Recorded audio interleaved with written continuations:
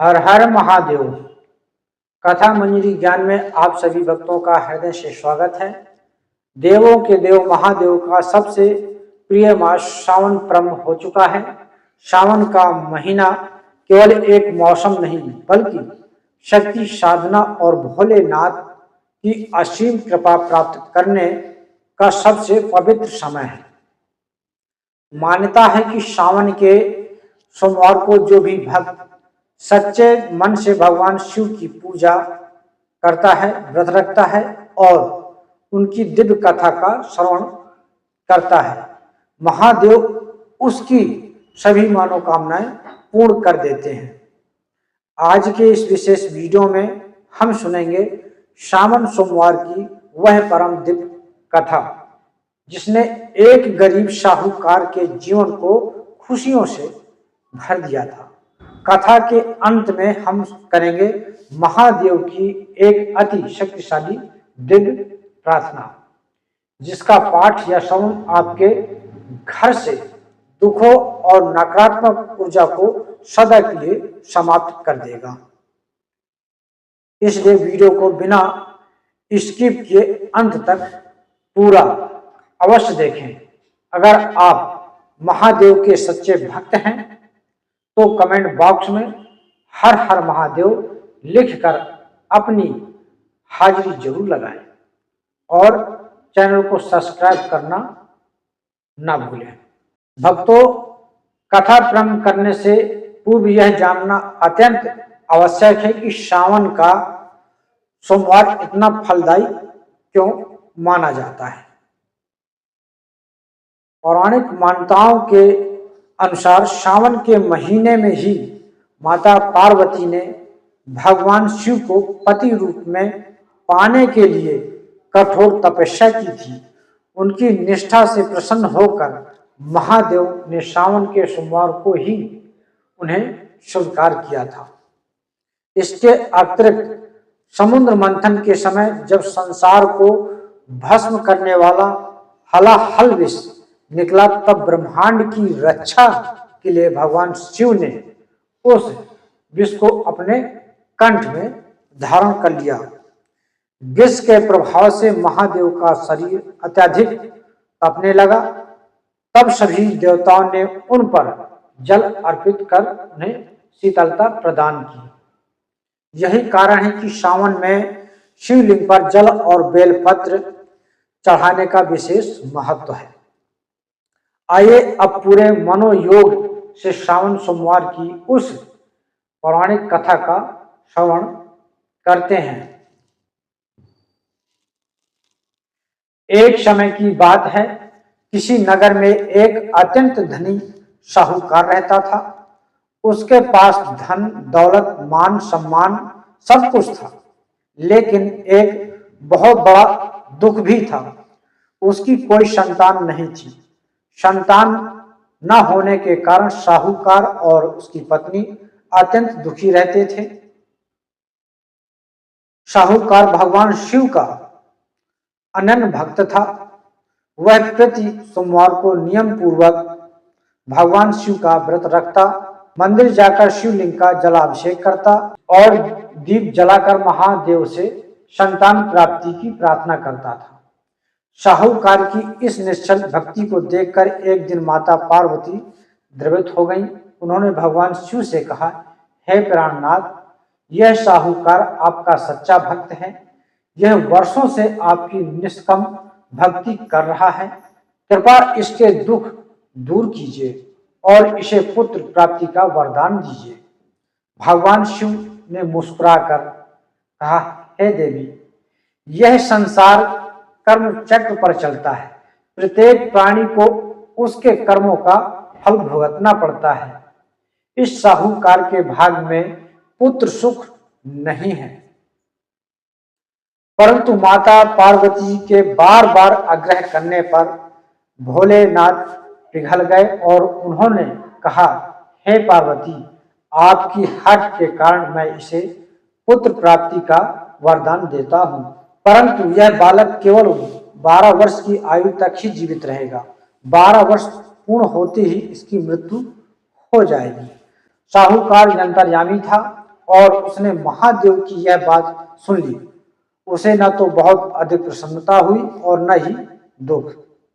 समय बीतता गया और साहूकार की पत्नी ने एक अत्यंत सुंदर बालक को जन्म दिया। पूरे नगर में खुशियां मनाई गईं, लेकिन साहूकार के मन में हमेशा यह चिंता बनी रहती थी कि उसका पुत्र केवल 12 वर्ष के लिए ही उसके पास है। साहूकार ने पहले की ही तरह सोमवार का व्रत और शिव पूजन जारी रखा। जब बालक 11 वर्ष का हुआ तो साहूकार ने उसे विद्या ग्रहण करने के लिए काशी भेजने का निर्णय लिया। उसने बालक के मामा को बुलाया और कहा, आप इसे काशी ले जाएं और रास्ते में जहां भी विश्राम करें वहां यज्ञ और ब्राह्मणों को भोजन अवश्य कराएं। मामा और भांजा काशी की ओर चल पड़े। रास्ते में वो जहां भी रुकते धर्म कर्म और यज्ञ करते चलते चलते वो एक ऐसे नगर में पहुंचे जहां की राजकुमारी का विवाह होने वाला था। जिस राजकुमार से राजकुमारी का विवाह तय हुआ था वह एक आंशिक काना था। उसके पिता ने इस बात को छिपाने के लिए साहूकार के सुंदर पुत्र को देखा और धोखे से उसे दूल्हा बनाकर राजकुमारी से विवाह संपन्न करवा दिया। लेकिन साहूकार के पुत्र का मन बहुत सच्चा और धर्मी था। विवाह संपन्न होने के बाद जब राजकुमारी की विदाई का समय आया तो उस बालक ने राजकुमारी की चुनरी पर सच्चाई लिख दी। तुम्हारा विवाह तो मेरे साथ हुआ है, लेकिन जिस राजकुमार के साथ तुम्हें भेजा जा रहा है वह एक आंशिक काना है। मैं तो काशी पढ़ने जा रहा हूं।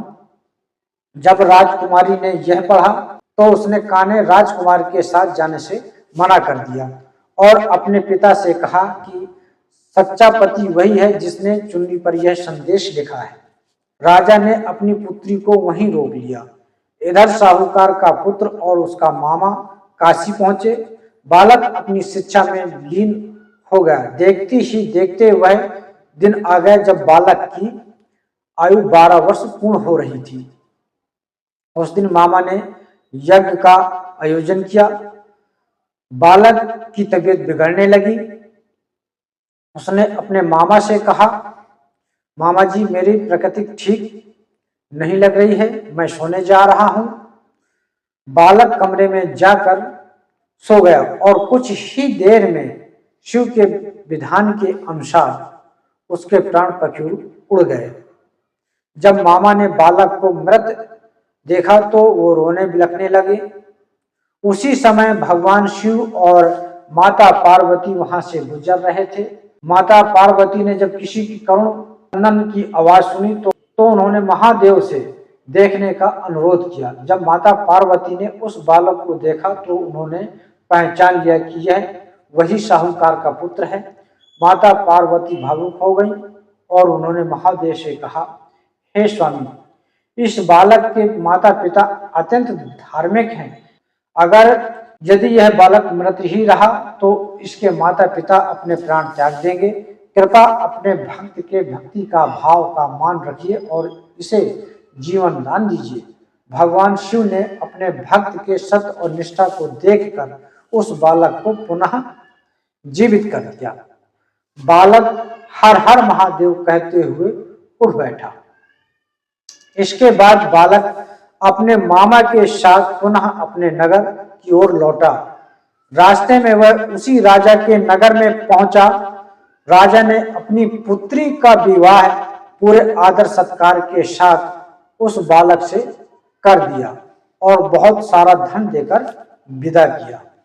जब साहूकार और उसकी पत्नी ने सुना कि उनका पुत्र और बहू लौट रहे हैं तो वो अत्यंत प्रसन्न हुए। साहूकार ने देखा कि शिव कृपा से उसका पुत्र जीवित भी है और विद्वान तथा विवाहित होकर लौटा है।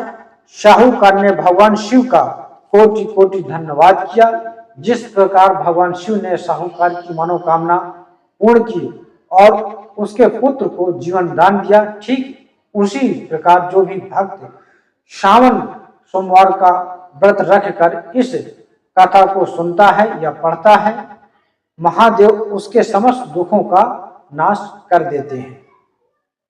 आइए भक्तों, कथा के पश्चात अब हम भगवान भोलेनाथ के चरणों में ध्यान लगाते हैं और उनके परम शक्तिशाली स्वरूप का स्मरण करते हुए यह दिव्य प्रार्थना करते हैं। आप भी अपनी आंखें बंद करें और मन ही मन भगवान शिव से प्रार्थना करें। कर्पूर गौरम करुणावतारम संसार सारम भुजगेन्द्रहारम सदा वसंतम हृदय रविंदे भवम भवानी सहितम नमामि। हे देवाधिदेव महादेव, हे करुणापति महाभोलेनाथ, आप कपूर के समान गौर वर्ण वाले हैं, करुणा के साक्षात अवतार हैं, संसार के समस्त जीवों के सार हैं और सर्पों का हार धारण करने वाले हैं। आप माता भवानी के साथ हमारे हृदय रूपी कमल में सदा निवास करें।